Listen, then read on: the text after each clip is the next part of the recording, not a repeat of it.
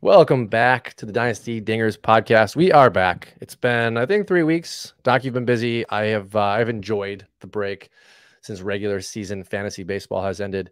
We are recording on Sunday, October 20th.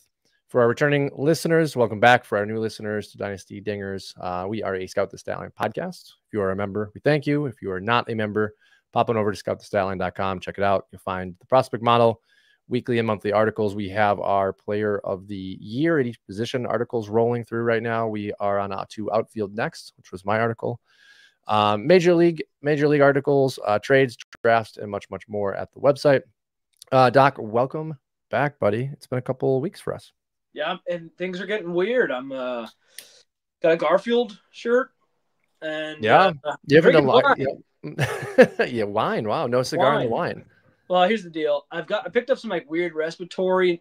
I've basically fine, but I know if I smoke a friggin' cigar, it's gonna make whatever this is. I wake up every morning just kind of a little bit, and then at the end of the day, little bit, just a little bit. If I smoke that cigar, it'll make things worse. Anyone who inhales things out there, or you don't really inhale in a cigar, if anyone who smokes out there, you understand, if you smoke when you're getting a little bit sick, it can make things worse. So I'm trying to be smart, but it sucks.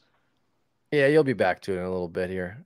We are in the heat of election season, and we are changing of the actual weather season. So, hopefully in a couple weeks here, you and I will be a little more dialed. I think we're going to do this episode today, and then we'll take a couple weeks, and starting November, I think we're going to start ripping off the Scout the Stat Line, top 10 at each position by the model, kind of sprinkle in some more off-season rankings talks and probably more targets. But today we're talking targets, guys to target this offseason going into 2025. Our list today is predominantly major leaguers. We will probably swing back and do some minor leaguers here in a few weeks, sprinkle that in, maybe give you a couple episodes so we have general conversation. But we wanted to talk about the targets because right now you and I, especially in our 30-man, are looking to make some big-time moves going into the 2025 season. Got us thinking. I put together a list of the guys that I think for one reason or another may be top targets. And I wanted to get your opinion on those guys and see if you have any names that you really like. But, Doc, I want you to start off and talk to us about the Kyle Manzardo trade that you made this past week. So here's the thing, fellas. I'm assuming almost entirely – all right. Actually, no, we have at least one woman listener. She's great. Yeah. We have at least a couple women out there, which for fantasy baseball purposes, I think we're breaking the record with one female listener. I think that broke the record for anyway, we're making jokes out here. I was going to say that, folks, you have to remember that everything we say and everything you're hearing in the fantasy world should be filtered through your league. And if you have, for example, redrafts, anyone who just plays redrafts or has a shallow keeper or dynasty on Yahoo, or maybe you start up in February or spring, like March, you might not even be thinking about baseball right now. You're probably not thinking about prospects right now. You're probably not listening to our podcast right now. If you're listening to our podcast, you may have a 15, 16, 20, or even 30 GM league. And man, we got a greasy one, don't we, Matt? We got a 30-teamer with salary cap. Gosh, I swear I used to be so I just don't like change sometimes. I'm like, no, that's weird. I don't want to have to worry about that stuff. I like it the way it is. I'm telling you, folks, it's nice to have a simulation league that isn't so micromanagey that it's annoying. I'm not doing I'm not doing too many calculations, but just enough.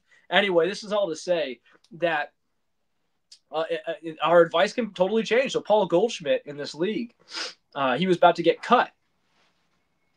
He's got an $18 million contract in this league, and to re-sign him for 1 year, he's going to cost you $23 million. And so that's actually not very attractive when you remember the year he just had.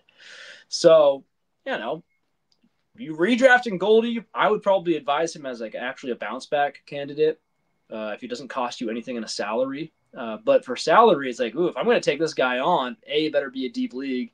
B, I better not be giving up too much. So I was looking at Paul Goldschmidt. I had Jose Miranda. So this is two really weird guys. We have Miranda, who's batting. People might forget by now, 320 in the first half. of last year, of 2024, still this year.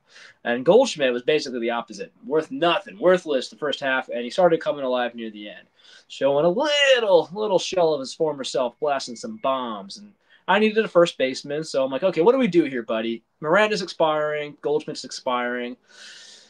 And I see, like, I'm still worried about my first base future.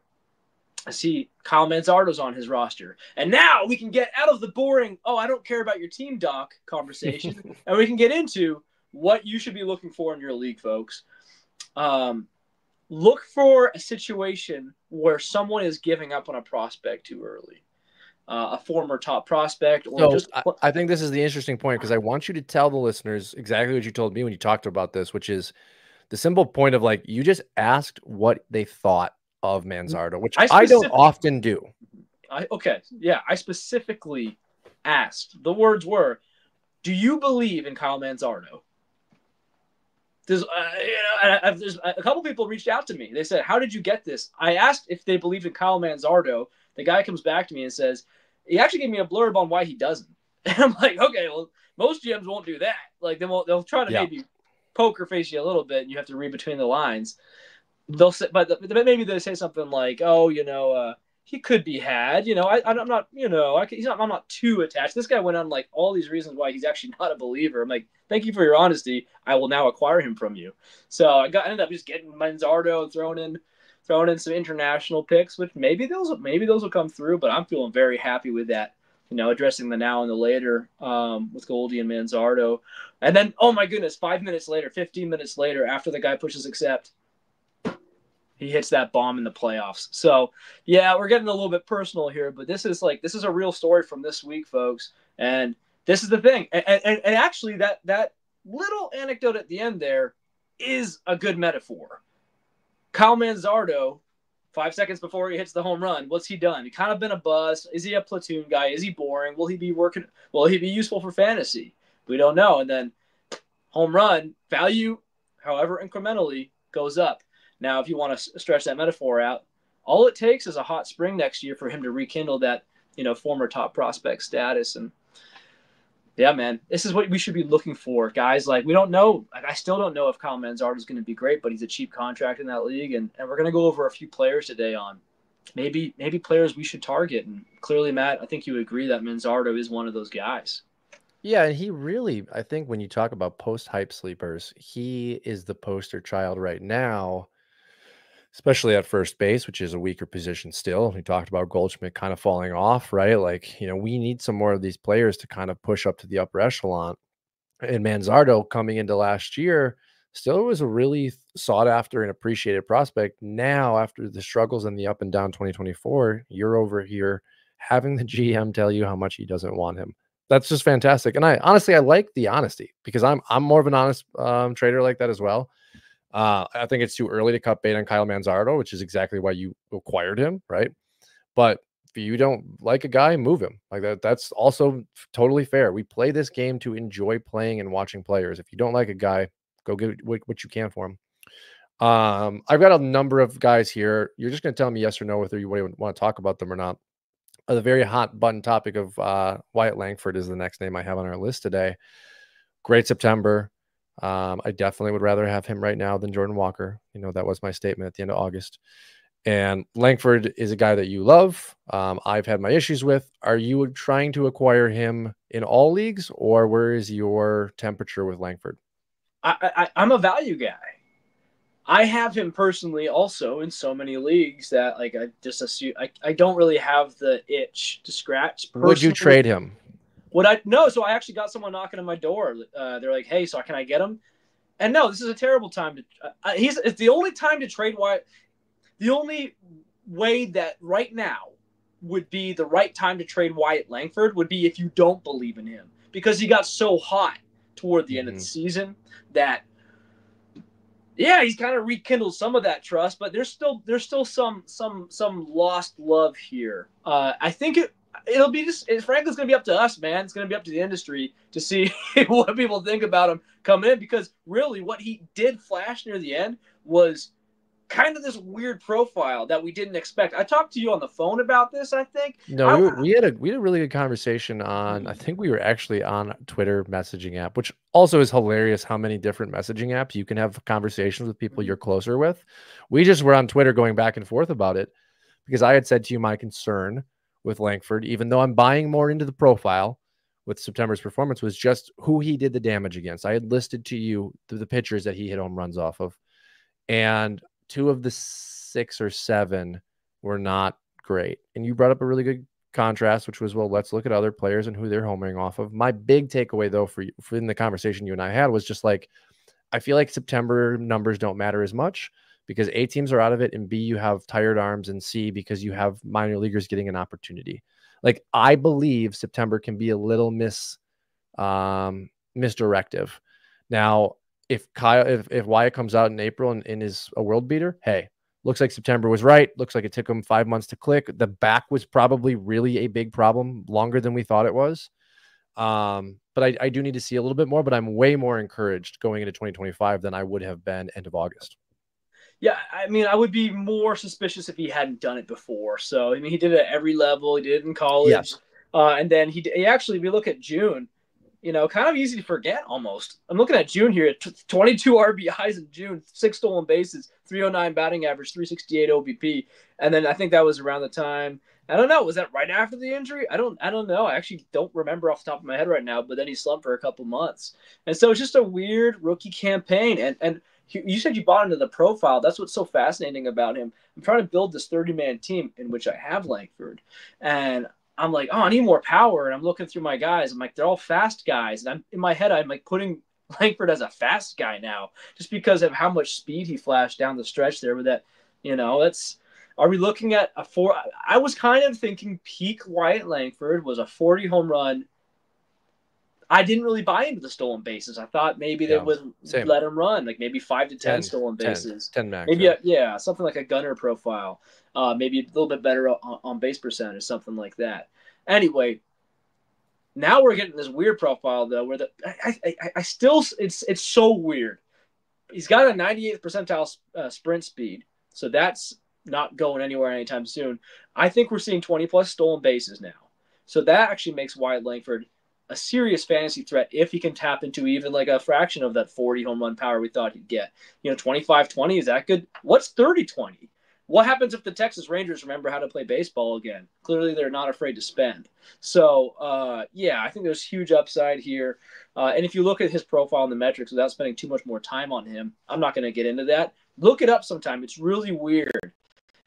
Basically, he's just not squaring the ball up properly and still getting pretty 19th good percentile for the launch angle sweet spot. Like you said, he's not squaring up. But that's what's so impressive to me. Mm-hmm. His EVs they went from like 86 to 89 like throughout the year. I wish you could. I don't think you can track that on Statcast, but I wish you could see by month. Yeah, I'm on it right now, and I'm not seeing it. We'll get there one day. It'll get there. But man, I know it went up throughout the year. It's like almost 90 now. And so if he's getting solid or was it 90? I don't know. He's very close. He's 89.6. Yeah, there you go. And he was not close earlier. So Correct. His EVs are going up and up and up, even though he's not hitting the ball properly. Like, dude, just tweak that. That means it's a little tweak of just hitting that launch angle. You don't even have to get an elite launch angle sweet spot. Just get like an average one. And what are we looking at here? I think superstar still in the fold. Well, and park factors is important too. If Wyatt Baseball Savant gives you the, if they had played 162 games or all of their games in the one singular park factor for expected home runs by park, Milwaukee 24, Cincinnati 26, 20s around the board. You had some lower, like 15 in Cleveland, 15 in Kansas City, but if he plays in Cincinnati and has 26 home runs and 19 stolen bases, we're talking about Wyatt Langford being maybe a second round pick this coming draft. Great ratios. Yeah, I think at that point you're like, oh my goodness, can he hit 40 this coming year? So, I think definitely September gave us a lot of hope. I would be acquiring. I think you said it best in our conversation, to kind of wrap this Wyatt Langford talk, which is a lot of people are sour like I was. A lot of people had looked at that 40 home run profile and what he did for the first 5 months and said, wow, we had been totally duped into this guy. It's like, well, you did a good job of staying steady and saying there are reasons maybe that we're seeing him like lag behind outside of just being a rookie. So buy Wyatt Langford if you can. If owners in your league are sour, I think this is absolutely the opportunity to go after him. Last question for you, Doc, before we move on. If you have a 1-1, 1-2, 1-3 in this FYPD, would you be offering that for Wyatt Langford? Nope. No. Mike, Condon's already showing us like who's the number one? Bazana, I guess. Yeah. Like, dude, what happens? What happens if he comes out and does anything in the world of Langford, right? I mean, the argument you could make would be he's a two-bagger, so anything he does will be elevated because of positional, scarcity. So you would rather have Bazana right now than Langford? No, I'd rather have Langford, I'm saying. But that's what I'm saying. If you own 1-1, 1-2, or 1-3, you're the owner of that, and you don't have Langford, would you be sending that to the Langford owner? Sorry, you would. Sorry. Okay. I'm like, I was going the opposite way that I'm like, nope. Well, you answered it roundabout. So yes, you would. You would be trying to move your FYPD top tier pick this year for Langford. 100%. Okay. But me too. And here's the thing. That actually might work because it's the classic thing, right? You can get the shiny new car or the mystery box. Who knows? It could even be a car. No, it's the Family Guy. It could even get the boat, or maybe it'll be a boat. Gosh. Yeah, with Langford, you're not sure whether you have a boat, a plane, or is it actually just like a Nissan Altima? Like we really we want to see more, but the mystery box is there. Okay, good Langford talk. Next name I have on the list is Michael Toglia for the Colorado Rockies first baseman. Flashed a lot of power last year, is the traditional, 220, 230 hitter, strikes out a lot, does get on base a little bit, has a little bit of speed. Are you trying to buy him at a weak position? Jeez, man. No. Okay. I mean, he's just not my profile. Strikes out too much. Hey, in our 30-man leagues, if someone's not believing in him and I have a weak if I have a weak first base team like I did 5 seconds ago, sure, give me him for cheap, like a throw-in. Yes. I'll take these guys, with juicy upside as a throw-in. But I mean, in even 20-man leagues, I'm in a 20-man league, and I don't know if I have room for him. Yeah. Yeah. Statcast is amazing. 92.1 average exit velocity, barrel percentage at 98th percentile, hard hit 94th percentile, launch angle sweet spot to your point. Langford has a really low one. Toglia has an extremely high one, 91st percentile. His walk rate is 92nd percentile. But this is where it's really bad. Squared up 16 percentile, whiff rate 3 percentile, K rate 4 percentile. The guy just strikes out too much. So if you can even get those whiff and K numbers to like the 20 percentile, I think you could talk about a 230, 240 hitter in Colorado with maybe 35 home runs. Toglia, I'm saying yes, because I don't think the price to acquire him is like anything right now. And I'm saying it from a deeper league like you just described, because we play in deeper leagues. I think he could be a really sneaky play. I think he could be better than Torkelson. And I think he was better than Torkelson, which is that's fair. Crazy. That's fair. Yeah. So a cheap buy. Next name is an odd one, Doc. Top prospect, Junior Caminero. I'm thinking maybe the same concept as Wyatt Langford. Maybe people are tired of waiting. Maybe they're a little bit thrown off at like his lack of explosion the last 2 years he's debuted. What do you think? Are you buying or trying? I remember he came up this year. We keep saying last year. The season he came up last year though too. He came up both Septembers. Yeah, and so he came up this year, and he was being pretty electric the first week or two here. And we had a podcast, and you were talking about him like he was like, oh, now we know for sure he's the guy. And I was like, hey, what happens if he struggles the rest of the way? Yep. And then all of a sudden, no, it's not so clear. And I'm not a prophet. I'm just saying, I was just saying what could have happened, and it did happen. And now we're like, we don't know. I don't really have any shares of Caminero, so I'm biased in that regard. I'm like, yeah, nice. Yeah, who cares? No, listen, this kid has crazy power. There we go. They finally updated it. It used to say on Baseball Reference, 156 pounds. 156 pounds. I think yeah, like what's crazy? In MLB The Show, he's 6'1", 220 now. MLB The Show, he still, after like the latest roster update, which was like 2 weeks ago, is still 156 pounds. And because he's made his major league debut, you cannot alter his body type.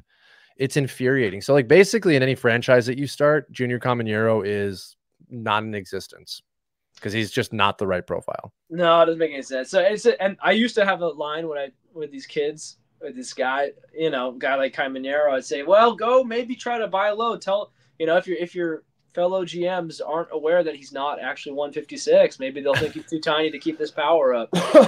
No, so I actually don't really know what to think about him. He's a if he wasn't on the Rays, maybe I'd have more of a feel. They're such a weird team. They seem to be really good at developing prospects, and then I don't know if they necessarily know how to use them, or if they're even interested in winning baseball games at a major league level. I mean, to me, it feels like they're just of the mind of, if it happens, it happens. Like, we'll just we'll play ball.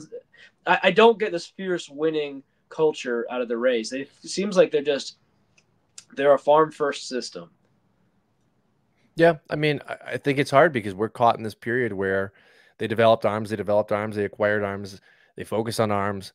Their big talent piece was supposed to be Wander Franco, and legally that did not go the way they planned.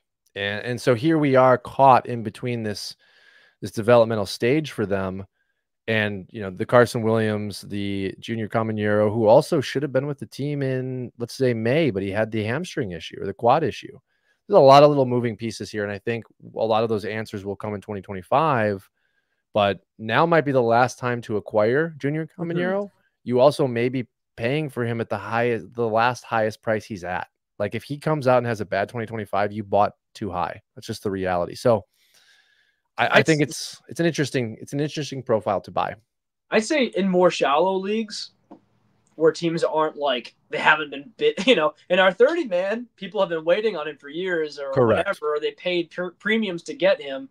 And so they're going to hold on probably. Mm-hmm. But if you're in a shallow league where the cost of, turning over your prospects is lower, churning over, I'd be a little concerned, especially in an OBP league.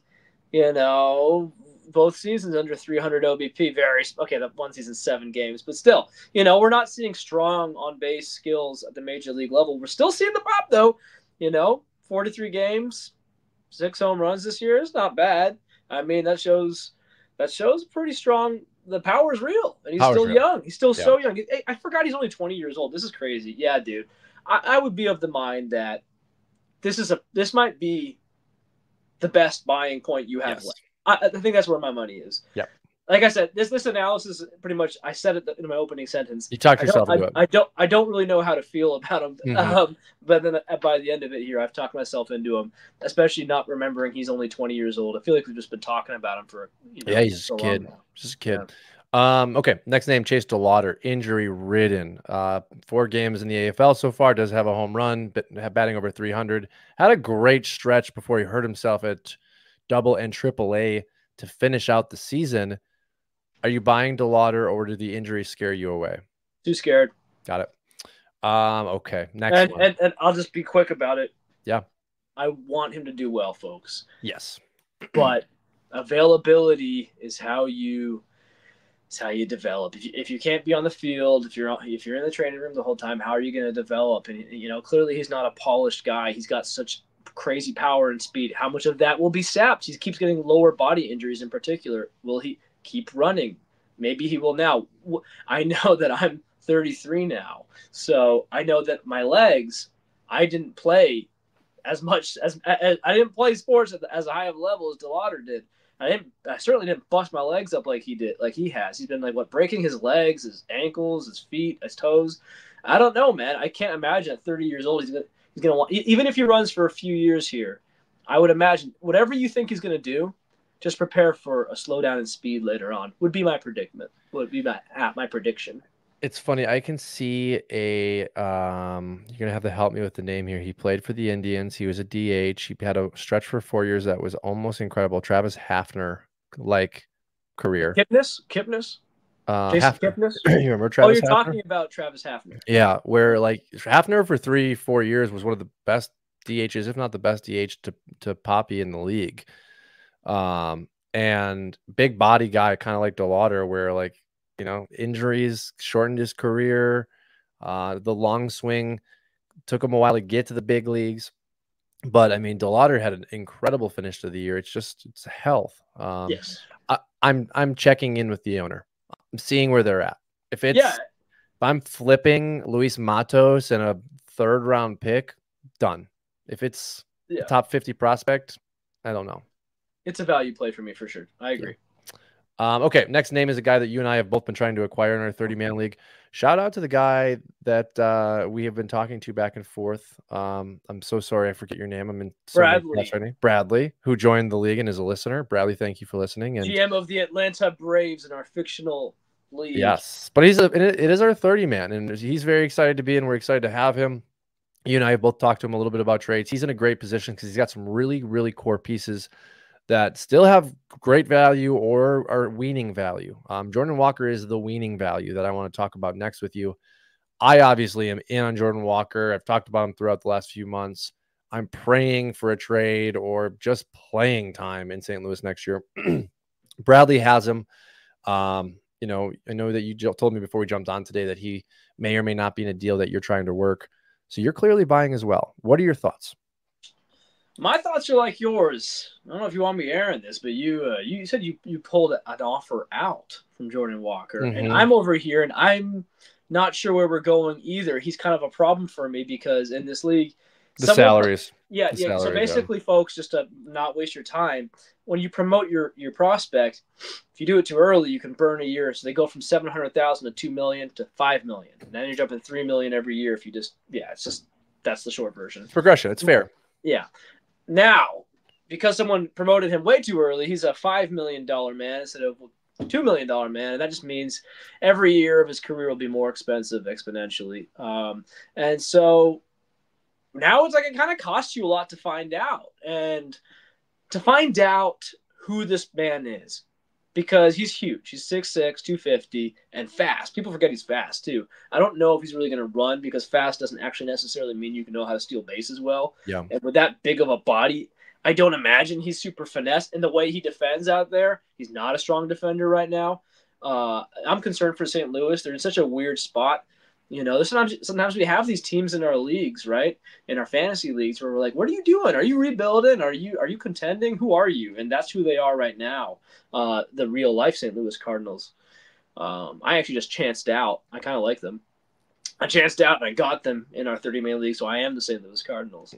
But the Jordan Walker situation is crazy because he flashed like a 5-for-5 game. Remember that down the stretch? Yep. And everyone was like, "Wow, here he is! He's breaking out!" And then, but that we forget, then it was bad. We forget that right before that and right after that, he either wasn't playing or was sucking. Yep. So yeah, I don't know, man. Like, yeah, we can talk about St. Louis and their development. I think there's some reasons to be concerned with their development system right now. I also have to wonder. At some point, it's the player. I've said this before. At some point, we're too harsh on the systems, and we don't hold the players accountable either. I'll tell you the number one exciting thing about Walker is his size, his brain. He seems like a smart kid. He comes from a strong family. I'm like, this is like old school scouting talk, but I like to look at some of these players. I'm like, who are you? Are you just a big, strong freak? It's almost more when they're freakish athletes. I'm like, how smart are you? Because sometimes smart, Spencer Jones, the same thing, and he was a weird one. But Spencer Jones seemed to be a smart guy, but now I'm losing faith in him. I don't know. I'm like, I don't know if those smarts are translating to baseball. Yeah, but we have to give Walker credit. The 2023 season, right? Like before St. Louis messed him up, was 117 games, 16 home runs, 19 doubles. He had a 276 average with a 342 on base percentage. That's a good rookie season. That's a solid MLB season. So we know he can do it. It's just, will St. Louis allow him to be him, or are they going to continue to pound this 201 average with a launch angle? And I'm so over St. Louis. I really, really hope he gets traded. Personally, I had the thought the other day, if I'm the Orioles, I would take some of their prospects that haven't worked out. Kierstead, who is the guy that you really like? Beavers. And I would see if I could package them together. Like, go get Walker. Might as well have Jordan Walker and Jackson Holiday together. Just get him out of St. Louis. He's 22 though, So he's a man in a 22. We forget how Mhm. old he is because he's such a huge dude and he looks Yeah. old. He kind of looks like Morgan Freeman. He was always old. And then he never ages somehow. Yeah. No, as soon as I saw his face like 3 years ago, I'm like, how old are you? 18? What? I immediately said Morgan Freeman. So you are buying Walker? No, I'm yes? not. I mean, so I'm clear. I'm trying to. I'm kicking the tires, but we won't get into the nitty gritty of that deal. It's a complicated deal. Yeah, it's a salary. And it's just also, if I'm giving up elite prospects, it's crazy. There's one thing to be said on like losing prospect shine, like Manzardo, and there's another to be like, Walker has got now 584 career at bats. It's like he's 22. I am not trying to say he can't do it. We just said he did pretty well in 2023, but it's not like it was a 50 at bat sample. It's not like he was platooned, for 10 games and we're dooming him, or 50 games even. I don't know, man. It's we need to see more soon, and it's a risky buy. But if someone's selling for the right price, I'm in. So I want to just pull this up because I've continued to beat this dead horse over and over and over. Okay. So Jordan Walker, you said it, 584 at bats, 21 home runs, 71 RBIs, bed 255 with a 317 on base percentage. The 317 is really dragged down by his terrible 2024, but 21 home runs, 255, OPS is 740. Those are the numbers I want to focus on. Okay. If we compare that to Wyatt Langford, that's 499 at bats, 16 home runs, 74 RBIs, 253 average, 2 points off. On base percentage, 325. So closer even with the terrible season. And an OPS of exactly 740. They are exactly the same, basically. And they're almost the same age. Wyatt Langford turns 23 here in November. Jordan Walker turns 23 in May. They're 23 years old. Very similar lines, Doc. And the difference is Langford's going to steal, which means Walker has to start showing more power. Has to. Yeah. And I would say the other thing is that we've got to discuss this before, maybe briefly. And this is maybe just worth a way deeper discussion in general. I will also say that Langford has a little bit better OBP. But the bigger thing, that's not the discussion. The discussion is, we come in here and we say that college players have this advantage of having more polish. I typically agree. But if they're the same age-ish, and you're looking at a guy like Langford who came in out of college and basically almost skipped minor league professional development, working with professional, organizations and all the resources they have versus a college. Jordan Walker's played over 300 games in the minors professionally, over 1,400 at bats. Langford's are 47 games, 211 at bats in the minors. Essentially, so although he's actually slightly older, there's less professional experience here. Anyway, hey man, I'm interested in Walker. Ask Bradley. We like both of them. I only bring them up because they're very different arrows right now, right? Like people may not know what to do with Wyatt, but they're not. I trust the looking at him Rangers like more Jordan than the Walker Cardinals right now too. Sure, but I think on a table, if you were to look at 1 through 10, the value that an owner looks at Wyatt Langford, they'd probably say a 7 still. 7, strong 7, I would guess. Out of 10. Yeah, out of 10. If you say the same thing for Jordan Walker, they'd probably say like a 4, and they're not that far off. Like they're really not. But so the point I'm trying to make here is the better buy right now. The better buy from a value perspective is Walker. Oh no, I'm a value guy. I'm not gonna even bother trying to get Langford yet. If Langford starts slow next season, it's a great time for it. Right now with Walker, there's so many question marks like we just discussed. So I'm not dooming him. Please. I hope he's great and I'm trying to buy. Yeah. Okay, we're gonna get into some pitching now. First one up is Shane Baz coming off TJ. Anticipated debut in 2024, took a little bit longer than expected because of an injury. Didn't start great, had to knock off some rust, and that's something that we always have to expect with guys returning from Tommy John. I have a few numbers here. It is simply batting average against. His numbers in July where he had a 250 batting average against. August, we saw a little bit of a drop. Some of the rust come off, 222. And then in September, he absolutely splashed with a 139 batting average against. Are you buying Shane Baz as a potential top 20 pitcher of value going into 2025? I mean, I don't know how to quantify that, the top 20 pitcher of value. Well, do you think he's do you think he can be a top 20 pitcher? And because of where his current value is, are you trying to acquire? Top 20 is really high. I'm not willing to say that yet. Okay. He needs to. I love the workhorses. I love the innings, and he's having the opposite problem right now. So very encouraging. I'm interested. I just am leery of injury-prone guys. Yep. And so if you have an idea, or if you find out, or if you ask the GM, hey, are you worried about him going forward, or do you think he's really going to – maybe you ask the GM this question. Do you think he's going to be like a high upside? You don't ask that, but you say, hey, do you think this guy's going to be a part of your future rotation? Or, yes, or that's the right question. Is he part of your future?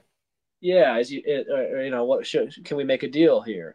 I'd be interested for a good price. I mean, considering what his price would have been a couple of years ago. But yeah, I mean, it just, man, these arms, I got bit by it with Wheeler. You know, he had Tommy John, right? Like, I've been playing for a while, folks. This is like 2014, 15, 16, somewhere in there. He had Tommy John, and he came back. He was not the same. It took like 3 or 4 years for him to get better. You know, and other guys, they just bounce back right away. Or, there's no problems at all. You don't know what you're going to get. And Baz, he's trending in the right direction. We'll see how he holds up over a longer span.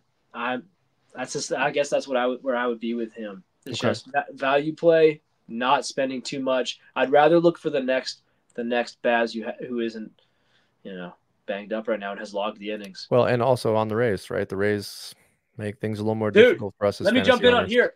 Ryan Pepiot, I'm so mad at the Rays because of this. 27-year-old man, dude, he's entering his prime. He's in his prime. He's 27. And they're babying him. They put like a 2 or 3 inning start near the end of the year, and the next game busts like 12 Ks.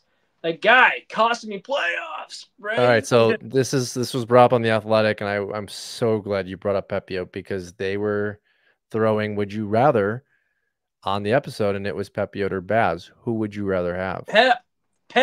See, for me, it's easily Baz. So I like that. Why for you is it Pepiot? Because he's giving the innings, bro. Like, he's actually like he's a dude. He's not like he's coming off of an injury and extremely risky. I would imagine Pepiot's going to be way harder.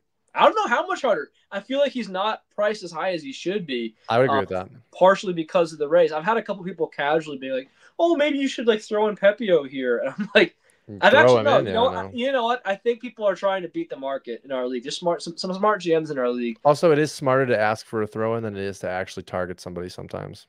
Sometimes, but I've told him every single time. I said I am extremely high on Pepiot. You're not getting him, especially for that price. He's got like a cheap contract too. But yeah, I mean, he got better as the season went on, and they just that I love that sexy 12 strikeout game, reminding us what he did the year before, right? But I'm seeing here just like 2 innings, 6 innings, 5 innings, 4 innings. Like, they're just not really.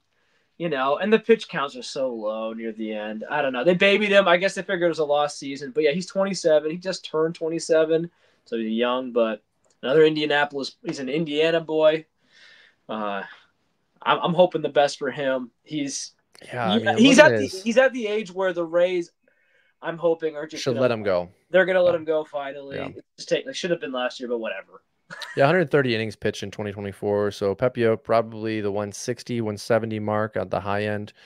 Also, the Rays have a plethora of pitching coming into the stable in 2025. Shane McClanahan is back. Baz will be fully ready to go in the rotation. What's the rotation? So I would imagine right now it's going to be McClanahan, Pepiot, Jeffrey. Taj Bradley. Well, it's hard because like all of these guys at 3 could be 3 or 5. Taj Bradley, Jeffrey Springs, Shane Baz. Are we missing someone here? So what did we say? We said McClanahan, Pepiot, Rays rotation, Taj. I'm just wondering because I know they have 6 Rasmussen, but he's got to be a bullpen arm. No, he's no way. Yeah, Zach Little. We're not worried about that. Yeah, I could have sworn there's more going on. Hey, you know what? Then I guess. They did have Eflin, but they traded him. That's what it Yeah, is. they had Okay. Eflin, but they traded him. So All right. Well, there you go. So I was wondering if Baz is even like going to have some competition, but no, I don't think so. Not in that situation. All right. Cool. Well, it'll be yeah. fun to look at because I do like Pepiot. I just like Baz because pre Tommy John, Baz looked like a top 10 potential pitcher in fantasy.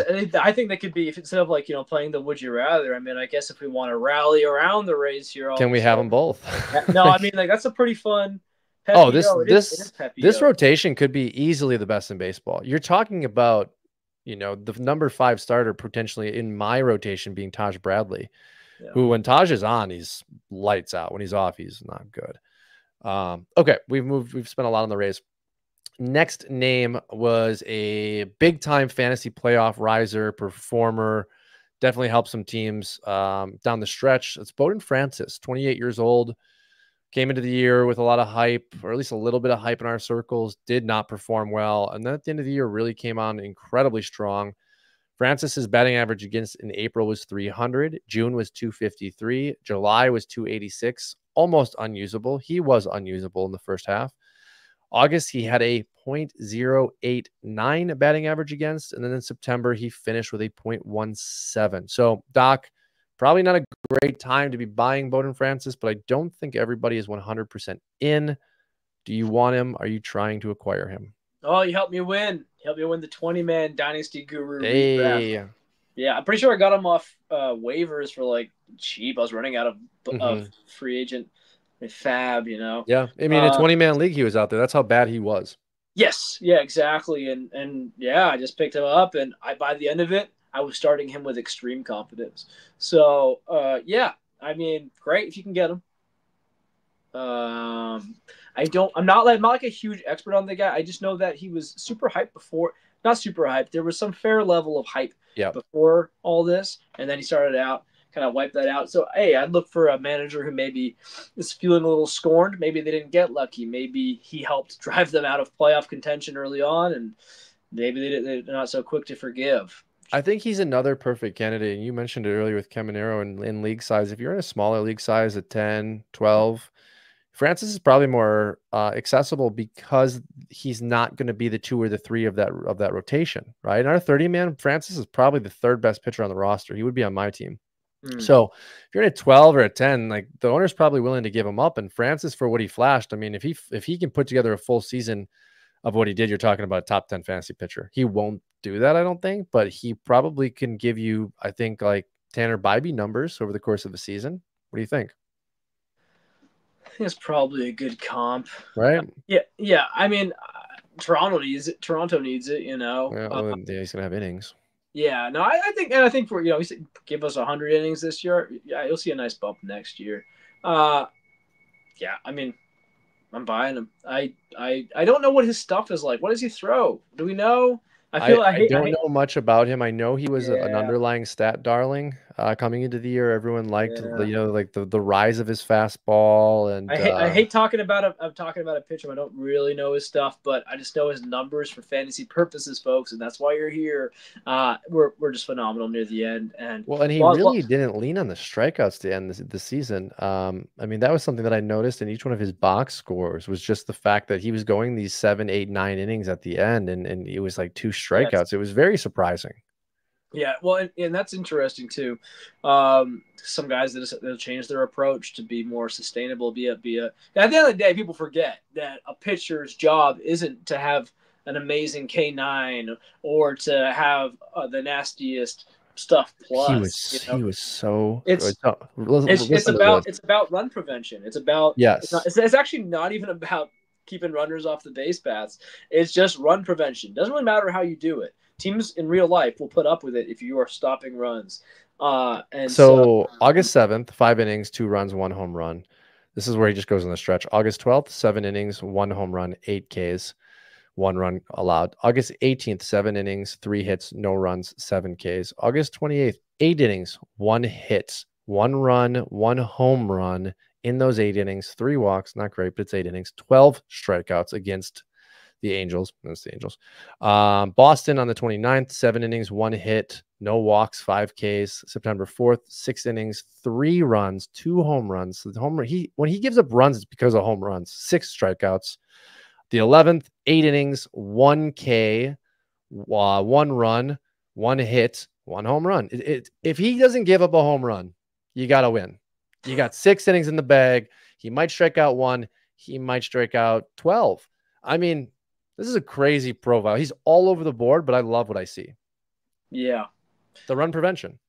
Yes, absolutely. And giving you innings, not entirely different from a guy named Drew Thorpe, is no one's talking about Drew Thorpe, man. Go on the give Thorpe his weekly segment here. Hey, we haven't talked about him in a while. And it's been a couple months. It's been months. I just think he's a guy that, look at it, we're laughing, right? Oh, yeah. Drew Thorpe. Oh, what could have been? Dude, he barely played. He had like 8 games total or 9 games total. His first 7 games, out of those 9, he has 38 innings with 13 earned runs. That's a 3 ERA flat. That's and he especially got good as he went on, and they started letting him pitch. He had 5 straight quality starts before his last 2. At the end of those 5 quality starts, people were feeling really good about Drew Thorpe.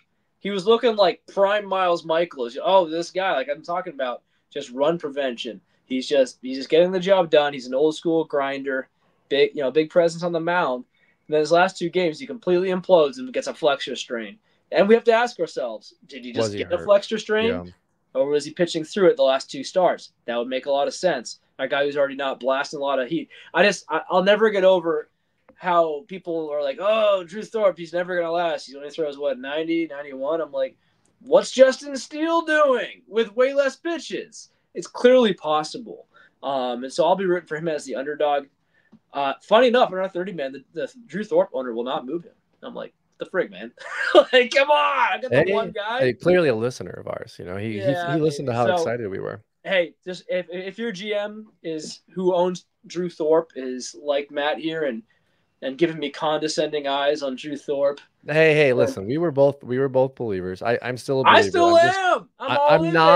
I'm not as much of a believer as you are, but I do agree with you that I think he was injured in Seattle. He had 39 pitches in that first inning where he didn't even get out of the first, gave up 8 runs. Yeah. I think that's where he got hurt. Because in the following game, it's against Kansas City, and he goes Kansas City won that game too. Yeah. I mean, listen, I think from a value buy, go get him because I can't imagine many owners are going to be like the guy in our league where he's like, no, I'm keeping on. Okay, we gave him his little segment. Next name is Spencer Arrighetti for the Astros. Big time strikeout performances on the stretch. Not a good ERA on the year, 4.5, but definitely flashed some really high upside performances. Are you buying or inquiring? Oh, I'm certainly looking to see what I'll get. I mean, here's the deal. I spotted Justin Steele early. There's a few guys like this who they flash some inconsistencies early in their career, and then you'll see what was that? 10 strikeout game? Okay, then he goes away. He comes back, 9 strikeout game. You're like, what's that again? Like, are we? When they start flashing a few of those games, you can't. You're not going to be able to sit and wait around in 20 or 30-man leagues necessarily, but in your standard, 10, 12, 14 maybe leagues, Yahoo leagues, you can get lucky and you can scoop them up on that second game there. And Arrighetti, I managed to get him kind of early on in the stretch. You saw, I'm looking at his game log right now. He was offering pretty good strikeouts here and there, but I saw 10, and then kind of he went down. He struggled for a little while, and then 8, 12, 13, and then by that 8, 12, 13, the whole industry was like, the next big thing.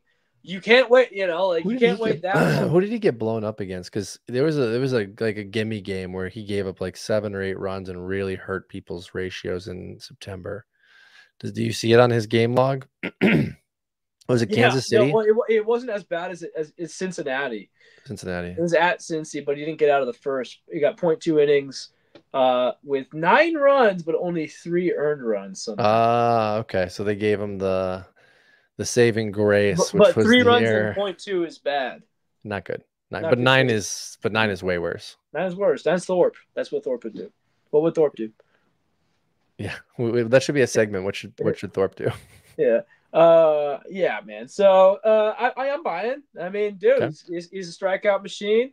And I also like that he goes deep into games, and the Astros trust him to do so. The anti-Rays, they're actually letting him play ball, man, as the season went on there, and I love to see that. And so I don't know. He's got a cool name, right? It's got that Italian flavor. I don't know if he'll be 100%. He might be maybe is this a good comp? Dylan Cease, like maybe a little unpredictable. Yeah, that I think that it's like especially a younger Cease before we really know what he has more to offer, right? Because Cease has definitely like leaned into what works for him at times.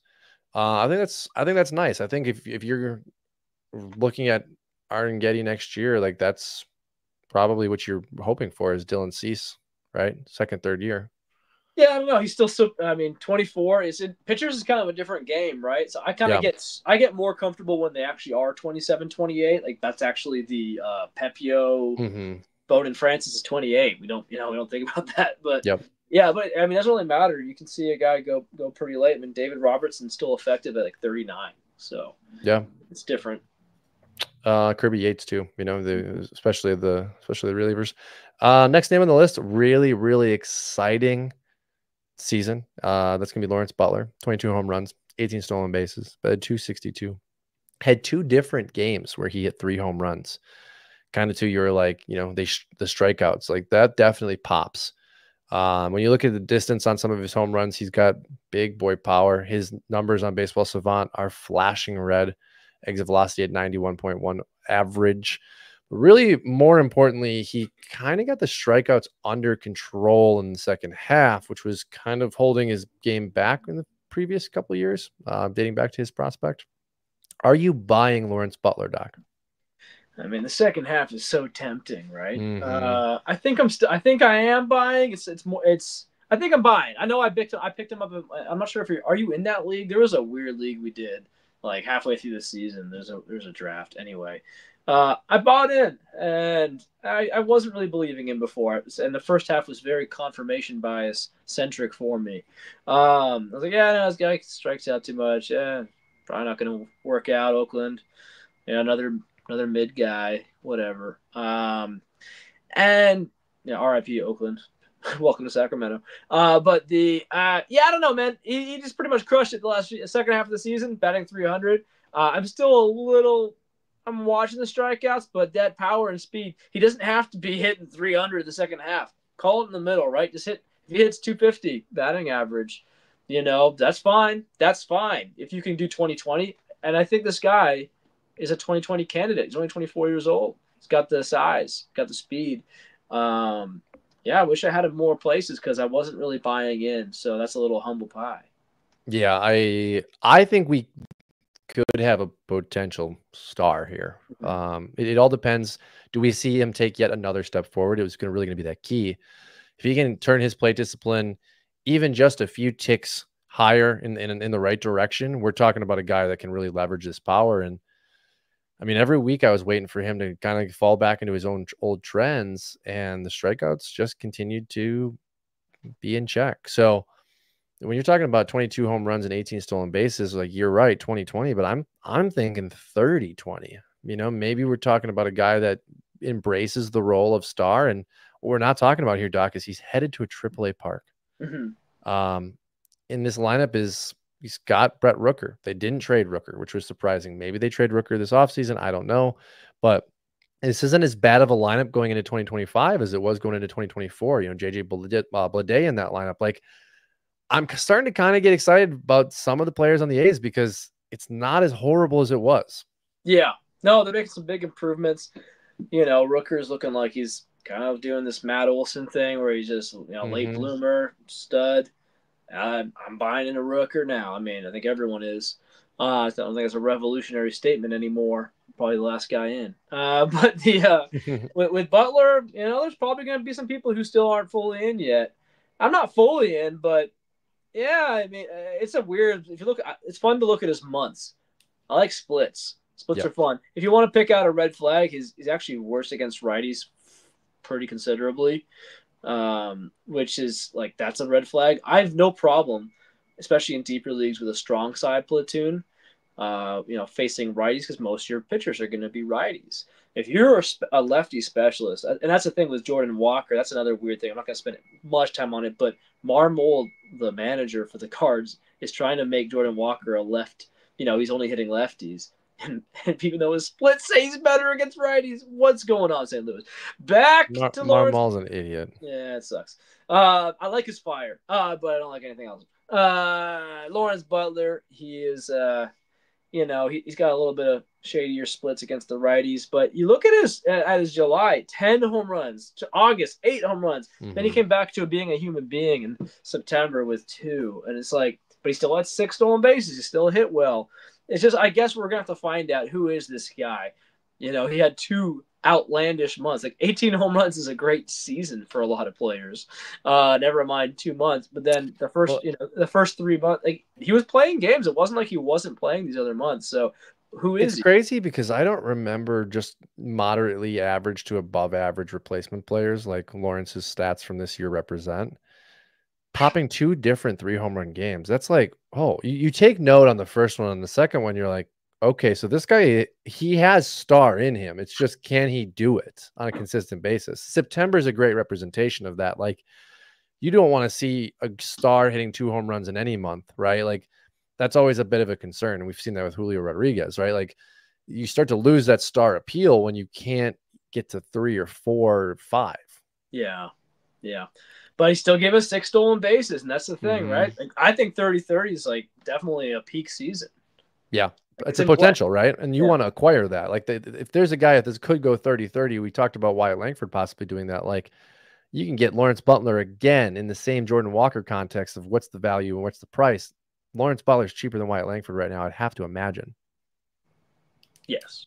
Okay, next name. Got a couple Brewers here. Joey Ortiz, presumably taking the job at shortstop once Willy Adames signs elsewhere. And I have his name on this list, Doc, because he has a weird Wyatt Langford-esque profile where the launch angle sweet spot's in the 2nd percentile. The squared up is in the 24th percentile.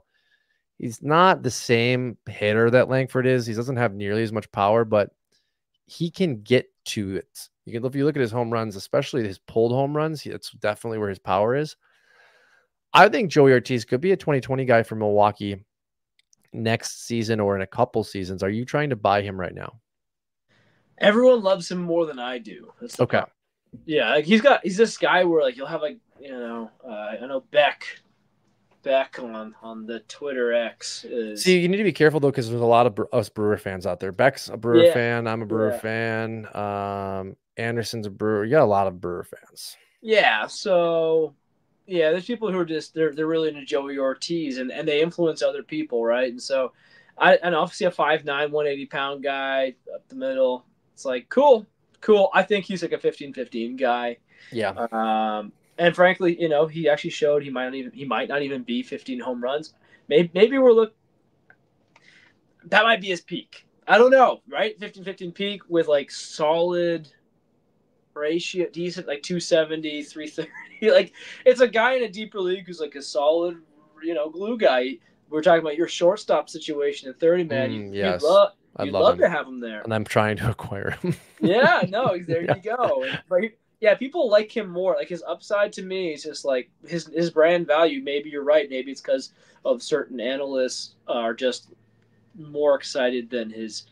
Maybe they're a little too excited. I think it seems like he's going to be a real fine MLB. He'll play he's going to be a good ball player. He's going to have a long career here. I just don't know about fantasy if I'm super excited. 2020, is it within the range of outcomes? Yes. In that situation. But high outcomes. Like that's like 90th percentile this season. Yeah. I'm in agreement with you. I kick the tires, see what the price is. Also keep the Wyatt Langford comps out of your mouth though. We don't do that around here. I'm not comping him to Wyatt Langford, just the fact that his launch angle and his square up. I'm just messing around with you. Because you brought me onto that with Langford, and it's the truth, right? Like if the guy has not hit the ball effectively, what if he does? Yeah, Right? Like what kind of changed to the profile? And in Langford's it's case, true. very different than Ortiz, because if Yeah. Langford does it, it is probably 40 home runs. If Ortiz does it, he is also doubling his rate, but to 20. So very different strength profiles.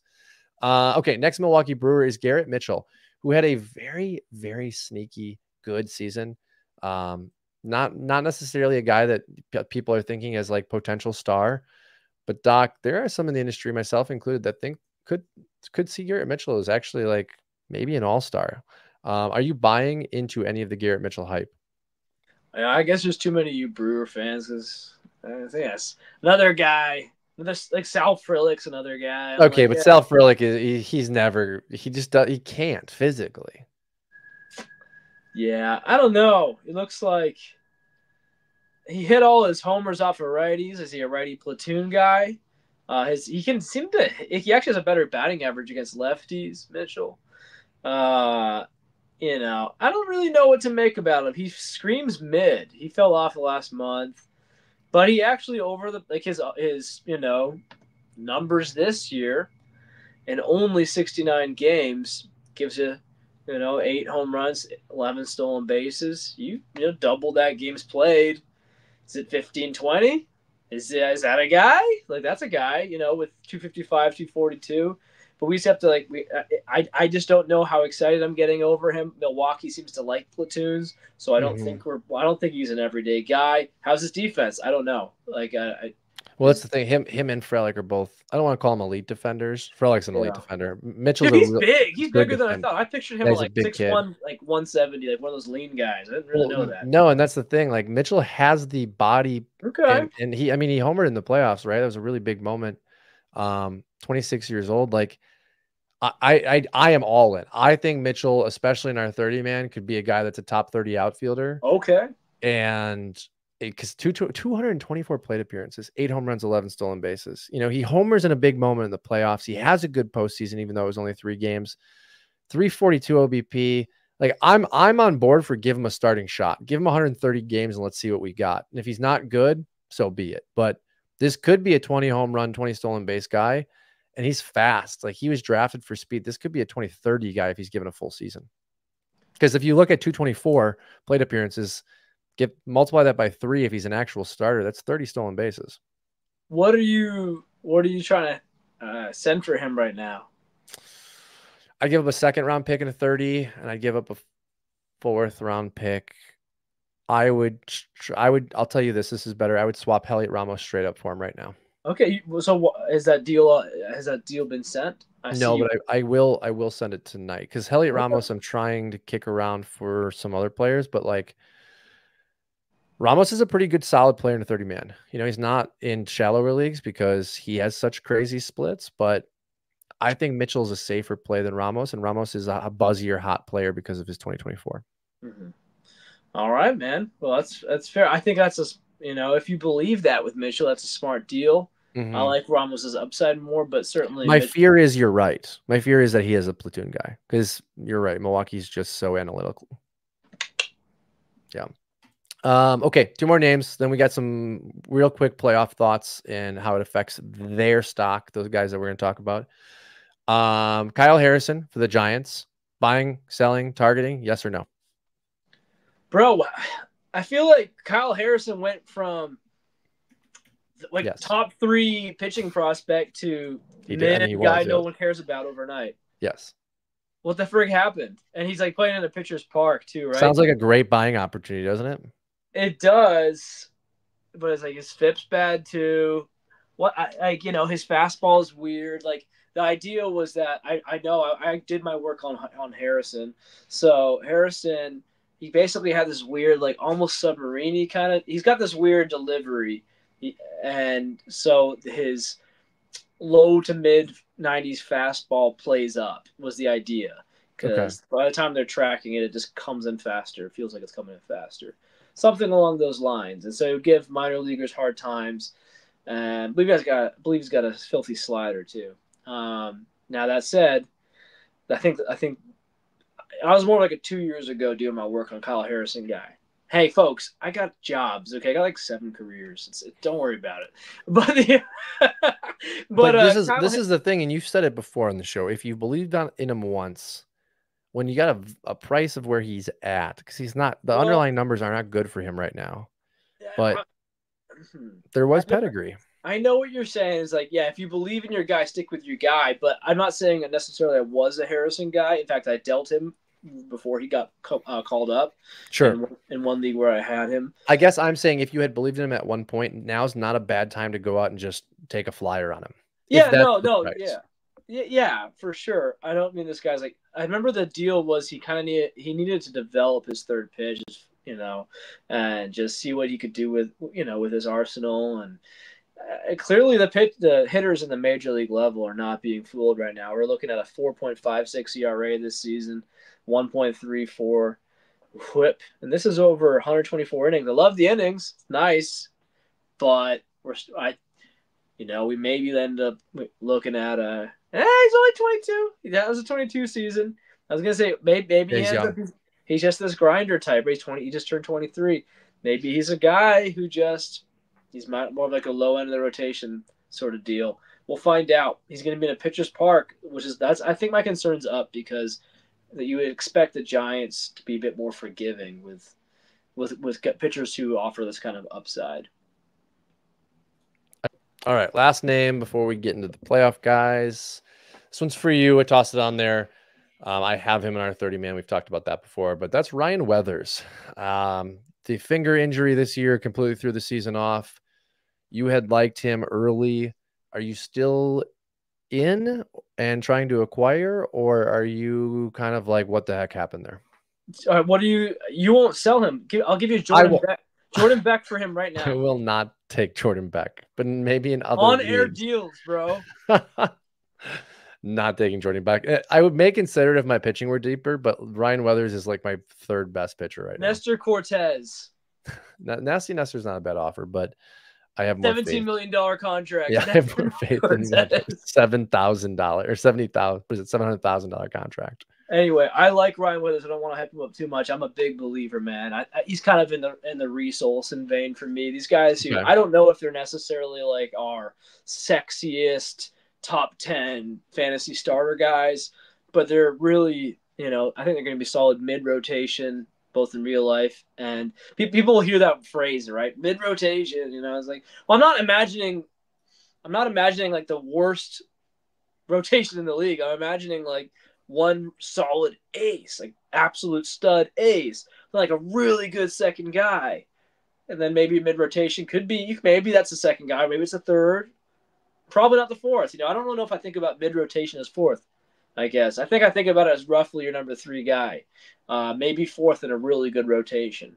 So Ryan Weathers, I don't think he's going to be in his career. I don't think he's going to be a fifth starter, like just hanging in there. It seemed like he was going deeper and deeper into games and starting, like I said before, flashing that high K upside. He had basically never been doing that. He was doing these, 2 and 3 strikeout games, right? And he's, this still happened this year, but I believe he had like a 10 strikeout and a 12 strikeout sprinkled in. And when I start seeing that upside flash, I try to buy. And so I'm trying to buy a few live on air. I mean, I'll send you an offer after this. He didn't seem like you were interested before. Paulino Santana, straight up. No, Paulino Santana. This is the problem, though, Doc. My best pitcher is Brandon Pfaadt. My number 2 is Tobias Myers, who's not even under contract anymore, so I'm in trouble there. Max Meyer is my 3. So technically, I would say he's probably my number 3. Yeah, I'm in deep trouble. Polar opposite problem of your team. You have way too much pitching. We should figure something out. I'll give you like 2. Yeah, I don't know. That'll be an off-air. We're gonna have to actually have that. We're gonna have to talk because I have Dylan Cruz unable to play right now because my outfield is too good. Okay, we're gonna transition now. We talked about the a lot of the major leaguers that were not in the playoffs. We're excited for in 2024's targets. Got a couple names. Some older, some younger from the playoffs and what they've done so far. First one being Giancarlo Stanton. What a heck of a series he had against Cleveland. Looked like Giancarlo of old. Did that give you any desire at all to maybe go after Stanton, at least for the 2025 season in Dynasty? I think he's jacking up his value too much. He's like Mm-hmm. it's a big market. It's not like he's playing for the Royals and doing this, right? He's where no one even knows who the Royals had on their team this year. It's like what, they're in the playoffs. It's true. Markets is everything, man. Markets are everything. And in terms of not everything, they're a big aspect of our players' values in fantasy. And I would actually venture to say, in the era of models and all these analysts on X, people don't mention that enough. There's a lot of Boston folks, there's a lot of Milwaukee folks. Obviously, there's a heck of a lot of New York folks, and so that's why I buy up Middle America teams just because I'm from here, and also just because they're at values a lot of the time. Stanton is not that. You're not. I don't imagine you're getting him at any crazy good value right now, unless he just completely embarrasses himself in the World Series. No, this is probably the most valuable Giancarlo Stanton has been in 3 years, I would Maybe guess. since he was Mike.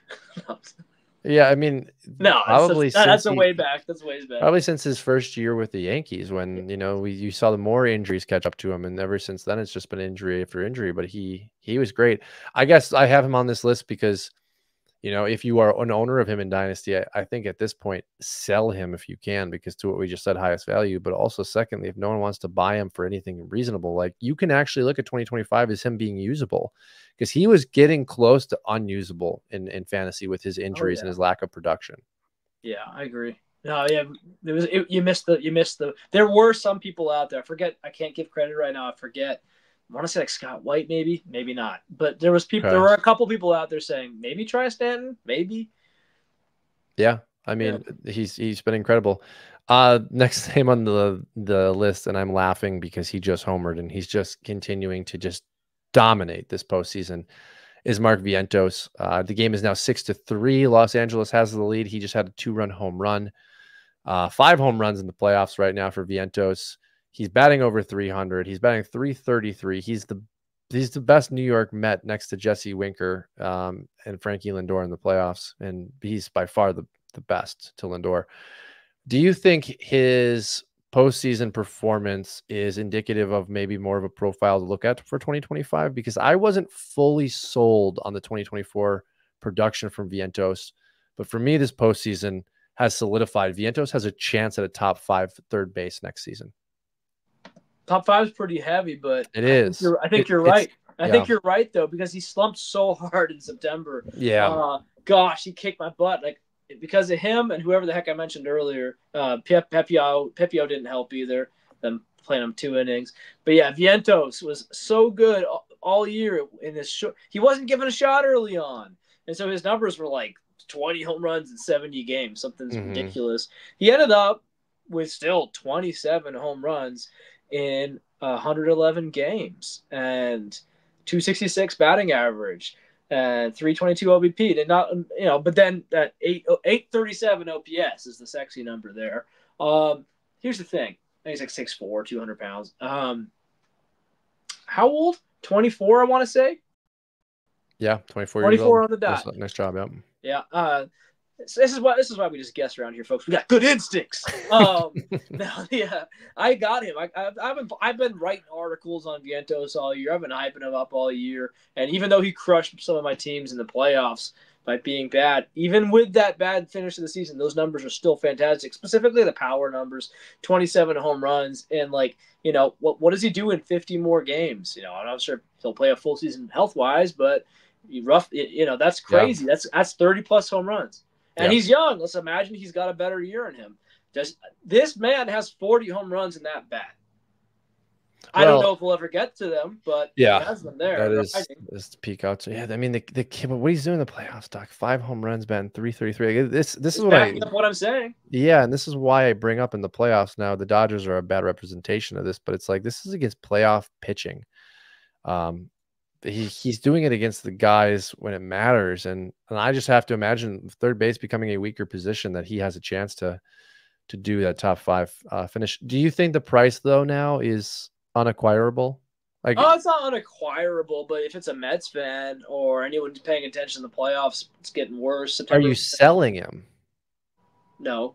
No, because I'm one of the biggest believers. Now I didn't even like. It's so funny. Like, I remember last year, this guy picked up Vientos. I looked at his minor league numbers in my home league, 12-man league, and I'm like, oh dang, Vientos is good. I didn't really know about this guy. I guess I didn't really get into prospecting the last couple of years. That's 3 years ago. Okay, guess he's good. And then he dropped him at some point, and then he was bad. He became a post hype guy this year in a lot of mid to shallow leagues. He was available freely on free agency, waiver wires. So yeah, dude. Now I've got him everywhere. I was so surprised, and he was one of those guys. It was like Joe Adell, but for real. Joe Adell. I remember I got him in a bunch of leagues this year, and I was like, "What's up? Hey, why is no one like this guy? Isn't he awesome?" They're like, "You don't know the pain." And then I went through the pain, and now I'm a never Joe Adell guy.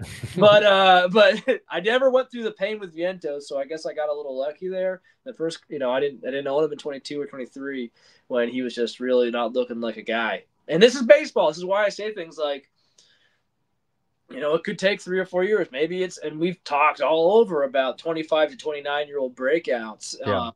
And so Vientos, the fact he's doing this in a big market, I'm imagining in the playoffs, I imagine his stock's going to go up tremendously this year. I still don't feel like it's actually, because there's still like a group of fantasy players who just transfer over to football and don't fully pay attention to the MLB. Yeah. If they're not New Yorkers, they just remember September. Yeah. Or and they seriously though, there's a bunch of people like that. Even if they like baseball, people say baseball is a regional sport. I think it's kind of true. Like there's not it's not. I don't know if it's a bad thing. It's just like if you're for your teams. Most people root for their teams, and that's about it. Yeah, I'm a guy. I think you are too. Or we watch baseball. We like baseball. Mm-hmm. We have teams we like, but there's some guys just will not watch. And so, a lot of your leagues, this is where you could maybe take advantage. I guess to answer your question in the longest way possible would be if you have guys in your league who are not watching baseball beyond September, throw an offer out, see what happens. Yeah, and I think the big thing to keep up with here is what happens with Pete Alonso, because Vientos is not a great fielder. His range is ranked out in the 5th percentile. It's -7. Decent arm strength, has enough arm strength, but I could really see him becoming a first baseman. And in Dynasty, that would skyrocket Vientos to what, Doc? Probably top 5 as well, right? It's weird. It used to, like, my first instinct, because I'm an old school player, I look like a baby face, but I've been playing since like 2005. So, in my head, I'm thinking, oh no, third base to first base. But these days, first baseman ain't what they used to be. So it's going to get thinner. Goldie will retire.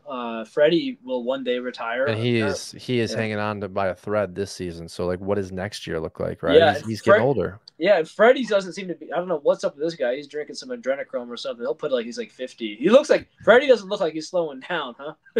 Just slipping in the adrenochrome there. But yeah, I mean, a good Freddie in Dynasty, I think you should be thinking about moving him right now if you want to hold any kind of long-term value, because or you ride it out, right, until his career's over, and you just accept that player's gone. But Vientos at 24 years old, we'd be looking at him and Vlad and say, okay, like that's the future of the position right there. Yeah, no, I think you're actually correct. It's just weird, man. I feel like there's some players, right? There's a lot of these young talents right now. We're not sure where they're really going to end up. Casas, Torkelson, yeah.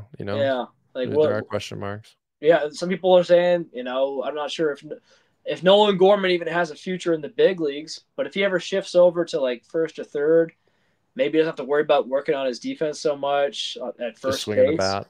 Mm-hmm. Maybe he becomes one of the elite. We can go on these tangents, but first base.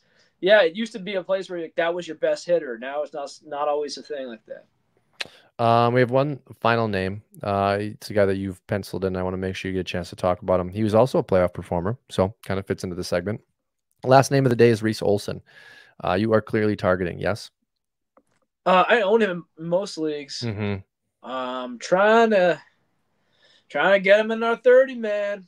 Did we say this earlier? I made a deal to Bradley. If he's a real fan, he's still listening. No, he's if he's still listening, would you have done the deal I sent him? Oh, absolutely. Oh, there we go. There you go, Bradley. Yeah, it's better. It's better than what I can offer for one of the pieces. Well, collectively, Bradley would be acquiring a nice prospect. Roman Anthony. Yeah. I don't And want to trade him, so it better be a good deal. but That's the you've best I can given do. enough in the deal to give to allow what he's giving up for me to be like that's a building piece. I think Roman Anthony, much like James Wood, Jackson Churio, he really is like, okay, you've got your center fielder, you've got your outfielder wherever he falls, because in our league you have to play left, center, and right, which is total pain in the butt. Um, but yeah, Roman He should be Anthony. center or corner, in my opinion. Yeah, I would agree with that, because in a 30 man, there's only one right fielder, left fielder, and center fielder, and like people didn't draft necessarily off that. I'm Mhm. a little salty about that. I think if you're gonna do 30 man, just make it outfield, but league's great. Yeah, I would have done the deal. Roman Anthony, probably the highest upside with, for me, a higher floor than most. Mhm. And we're talking about a superstar. Rome's gonna be a superstar. It's a tough deal for me to even offer. We're not going to get into the specifics here because don't want to air that laundry. If there's players in the league who are listening, that's respect, folks. But I will say that Reese Olson is one of the return pieces I'm getting back. I'm probably one of the biggest believers in him. I'm almost annoyed. I'm not. I'm happy to see that Reese Olson is really proving himself in the playoffs. He proved that he could do it under pressure. And he's not maybe going to be a top 10 fantasy pitcher. I don't know if he's going to be giving you even 10 strikeouts per 10K9. I just think he's a good old school guy. He's got a great pitch mix, knows where to put the ball. He's still pretty young. He had a couple moments this year where it looked like he might have serious injuries, and he powered through it. Justin Steele's been doing that too. There's been like 3 times in the last couple of years where we're like, Justin Steele's going for the TJ. There it is. Oh, that's it. It's like 3 forearm strains. I don't like. I'm not like saying that's a great thing, but it's better than the alternative, right? Like these Yeah. guys, and it's weird. Like then you got Ryan Weathers, like finger strain, out for the year. Out for the year. What? Yep. Justin Steele and Whole Reese season. Olson. Reese Olson was shoulder. I thought it was over. It was like, his shoulder's wrecked. I'm like, that's the worst than the elbow. And then he comes back for the playoffs, and what do you know? Playing great. So I'm buying in on him. Again, I guess that's a player who, if they're not paying attention to playoffs, especially, I mean, some guys aren't going to go digging if they didn't watch the games. And Detroit, if someone's a coastal guy, someone's not paying attention to the Tigers playoffs, really, even if they like the other playoff games, maybe they missed that. And then when they go review his stats next year, they don't see the playoff games. They don't see the playoff stats there. That's all they Yeah. see is what he did, which was still good, but yeah. Anyway, Reese Olson, I'm buying. Yeah. You're a very big Reese Olson supporter. So you probably have him in more leagues than I can imagine almost anybody owns him, which is great because when he hits, you got him. Doc, that's it. We got an hour and 20 today. That's pretty good for missing a couple of weeks for us. Anything you want to say before we say Yeah. goodbye? Thank you, everyone, for listening. I felt like I was a little bit sleepy today. We're getting back into our rhythm, but still, I'm your Huckleberry. We will see you guys in a few weeks. Thank you.